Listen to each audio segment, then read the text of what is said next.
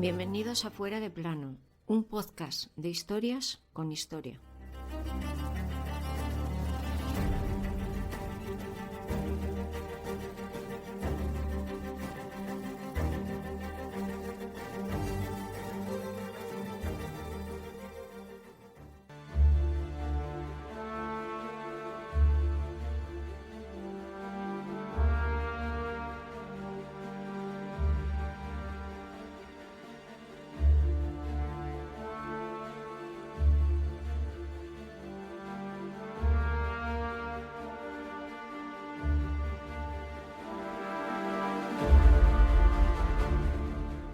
La Leona de Castilla o la última comunera.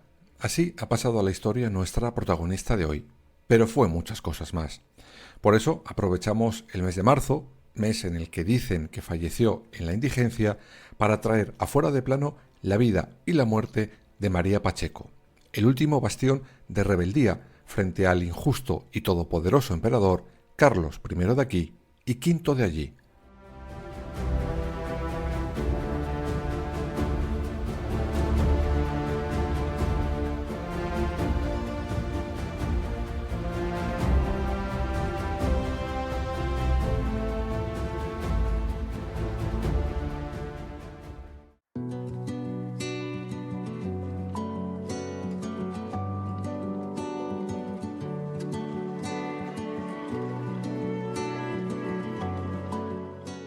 Nuestra protagonista de hoy había nacido nada más y nada menos que en la mismísima Alhambra. No es un mal lugar para nacer, ¿no? En concreto, en el palacio de Yusuf III. Pero ¿cómo nace alguien allí? Pues básicamente porque los reyes católicos se lo regalan al padre de María, Íñigo López de Mendoza, que era capitán general del sur. María se cría en un ambiente culto, del Renacimiento. Aprende latín, griego, letras, historia, entre otras materias. Por todo esto parecía que estaba destinada a vivir en una corte de algún señor poderoso o incluso de los propios reyes.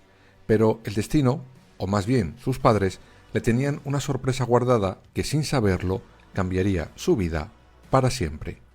Un matrimonio.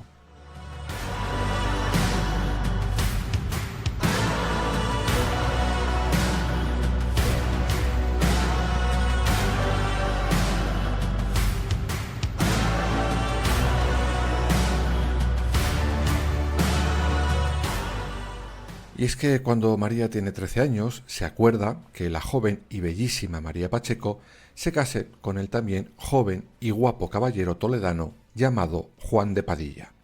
Según cuentan, tanto el futuro suegro como sobre todo nuestra protagonista estaban encantados con ese enlace.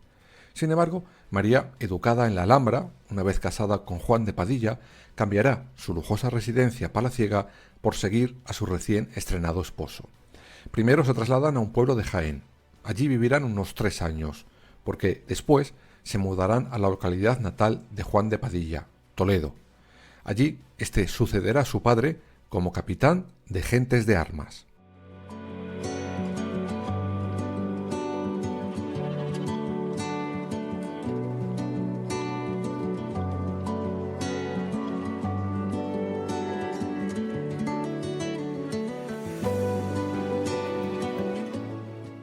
Hay que destacar que tanto María Pacheco como su esposo Juan de Padilla sentían gran gusto por el honor y querían hacer valer el nombre de Castilla en esa época convulsa. Recordad que veníamos de un reinado largo y lleno de sobresaltos de los reyes católicos, de un testamento de la reina propietaria que deja el reino a su hija hasta la mayoría de edad de su nieto, pero testamento que su viudo y su yerno se encargarán de quemar casi nada más hacerse efectivo. Veníamos de una época en la que la reina legítima, Juana I de Castilla, era tratada de supuesta loca por su padre y su marido para hacerse ellos con el poder en Castilla. Y al final de ese camino nos encontramos con el punto álgido de lo que ocurriría directamente con Juan de Padilla y nuestra protagonista de hoy, la llegada a Castilla de Carlos I de aquí, y con más ganas de ser todavía V de allí.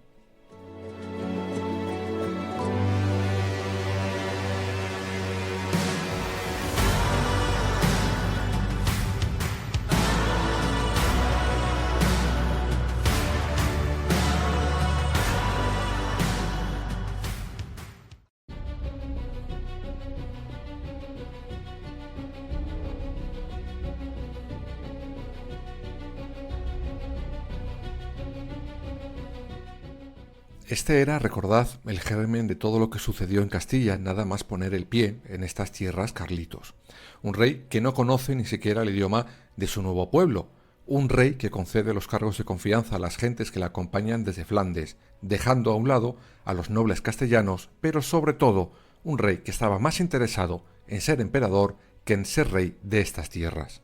Eso sí, de Castilla había una cosita, una única cosa que le interesaba y mucho: sus arcas.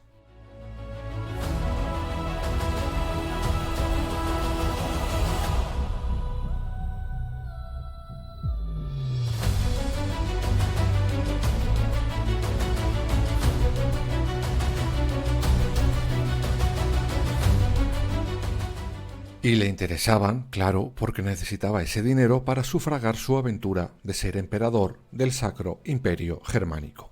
Recordad, como ya os contamos en el capítulo dedicado a la revuelta comunera la temporada pasada, que en las Cortes, en las que Carlos I quiere poner nuevos impuestos para seguir llenando sus arcas personales, muchos comuneros le dicen que no, que ni lo sueñe, que hasta aquí han llegado. Y uno de ellos fue Juan de Padilla.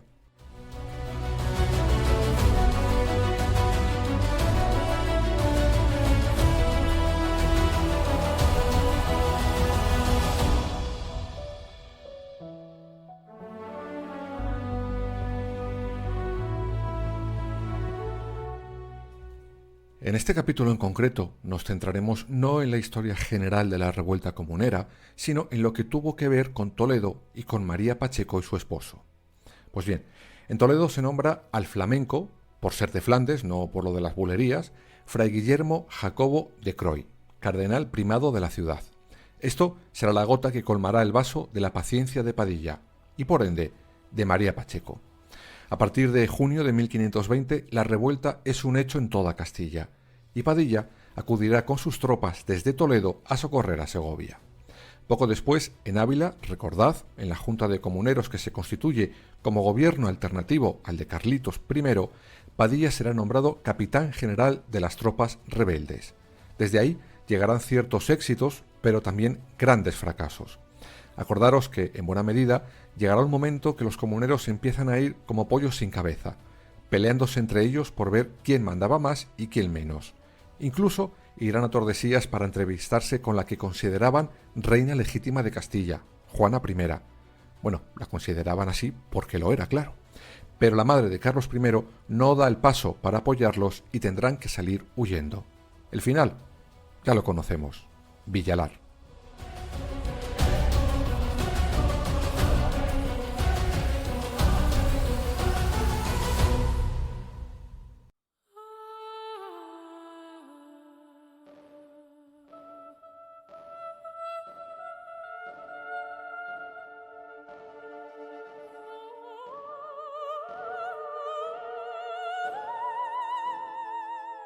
Después de un último intento de huir del cerco que Carlos I había hecho a las últimas tropas rebeldes, este logra capturar a los principales valedores de la revuelta comunera: Juan Bravo, Francisco Maldonado y, por supuesto, Juan de Padilla. Y claro, son ejecutados. Y quizás para muchos la historia de los comuneros termina allí, en Villalar, con los principales actores ejecutados. Sin embargo, no fue así. El espíritu de la revuelta tendría una heredera, una triste heredera: María Pacheco.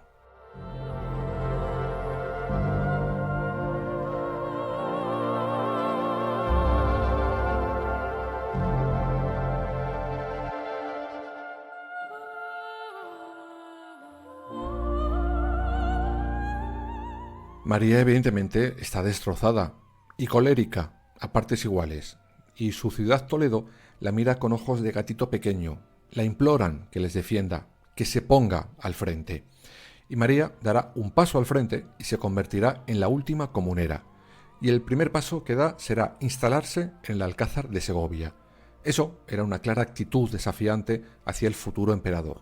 Eso sí, María tiene meridianamente claro que la victoria final contra Carlos I es una utopía, pero sí hay algo que podrá hacer ella: una paz honrosa y en buenas condiciones para Toledo, al menos mejores que las que habían tenido, entre otros, su marido.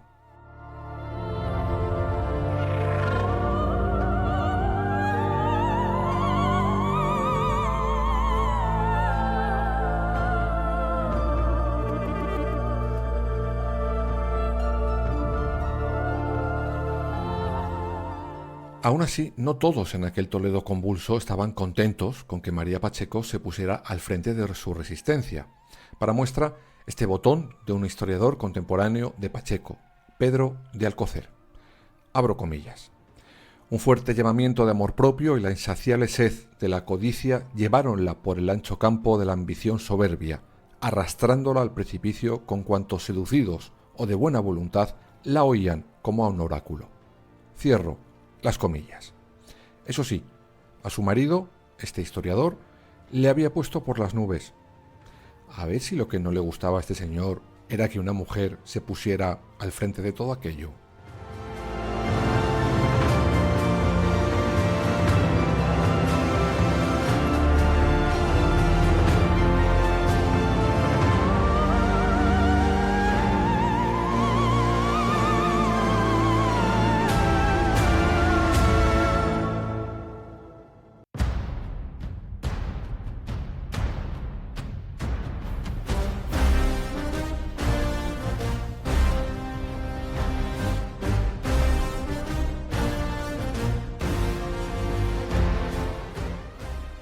Durante 6 largos meses, María Pacheco estará al frente de la resistencia toledana a la vez que negociaba la paz.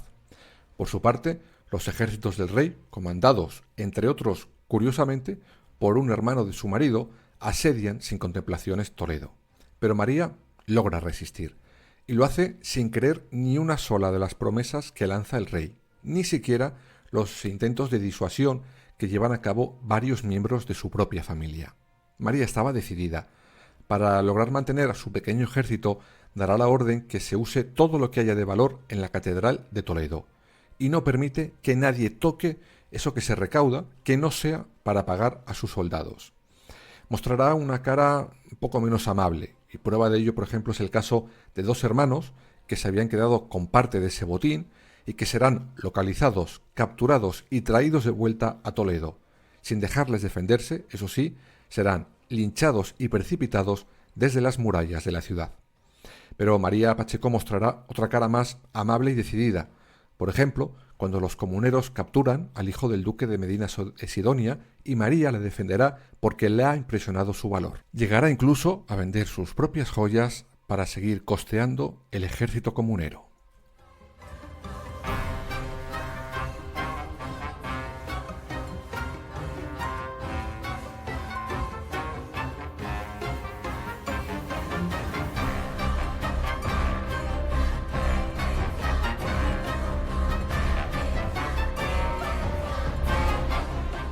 Aún así, la situación de la ciudad y de la propia María Pacheco será cada día más insostenible.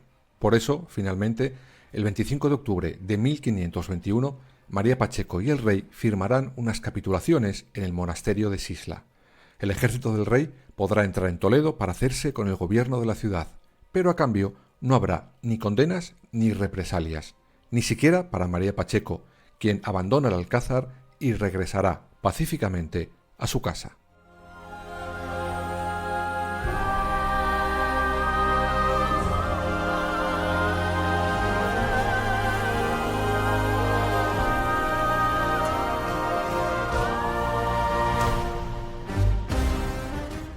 Pero las heridas de la revuelta comunera no habían cerrado ni mucho menos. En febrero del año siguiente, en 1522, en Toledo, se celebra la elección del nuevo Papa Adriano I. En ese momento, un niño grita «¡Viva Padilla!». Cuando los soldados lo escuchan, agarran al niño y lo azotan en público. Su padre corre a defenderlo, y los soldados apresarán al padre y lo condenan a la horca. María Pacheco intenta salvar al acusado sin conseguirlo, pero al hacerlo, los demás entendieron que nuestra protagonista seguía buscando guerra, y no, lo que estaba buscando era justicia.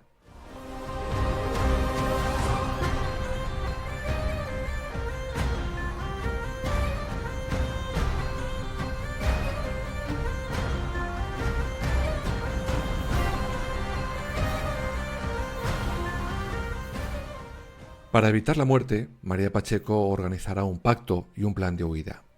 De madrugada, cuando toda la ciudad dormía, disfrazada de aldeana y con la ayuda de una sirvienta, saldrá de Toledo para nunca más volver. En su viaje hará una parada en el castillo de Escalona, propiedad del marqués de Villena, que era su tío. pero este decidirá no darla ni siquiera cobijo o alimentos por miedo a las posibles represalias del rey si se enterara que había ayudado a la fugitiva. María continuará su marcha hasta la Puebla de Montalbán. Allí reside otro tío suyo que sí la dará refugio momentáneo. Al final de ahí saldrá rumbo a Portugal, donde tendrá que vender las escasas joyas que le quedaban para conseguir sobrevivir. Aún así, parecía que María Pacheco le quedaba una última oportunidad de regresar. Será cuando Carlos I vuelva a Castilla. En ese momento, en octubre de 1522, el rey concederá un perdón general. Bueno, general no. María Pacheco no estaba incluida. Tanto que meses más tarde, en una real cédula de enero de 1523, María Pacheco será condenada a muerte en ausencia y sus posesiones inmediatamente confiscadas.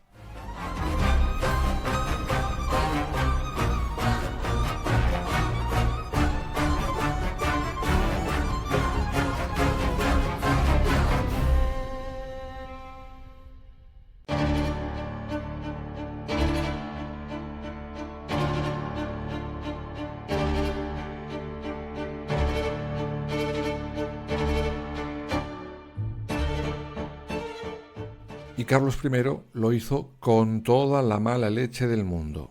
Cuando la sentencia a María Pacheco se da a conocer en una de las principales plazas de Toledo, la casa de nuestra protagonista será derruida y las tierras que tenía en propiedad serán aradas y sembradas con sal. Pero María estaba lejos, muy lejos, enferma y en la ruina.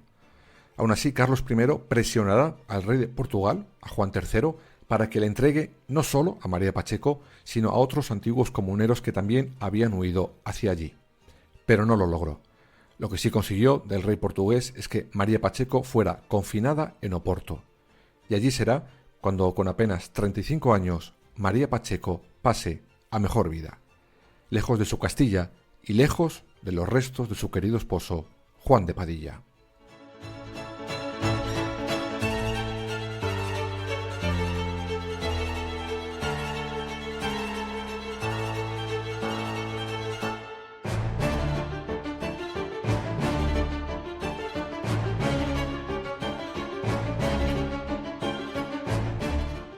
María Pacheco sí fue una leona, de Castilla y de donde fuera. Luchó con todas sus fuerzas por lo que creía justo.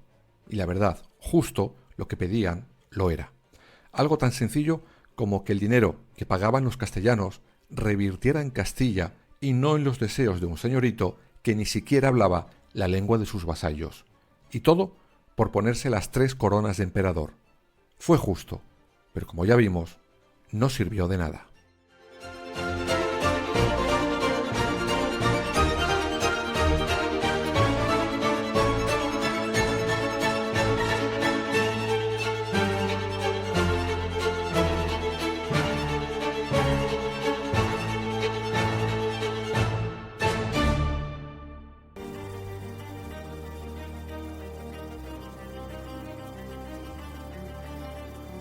Escúchanos en las principales plataformas digitales y ahora también en nuestra página web www.fueradeplanopodcast.es y síguenos en todas las redes sociales: Twitter, Instagram, Facebook y Threads.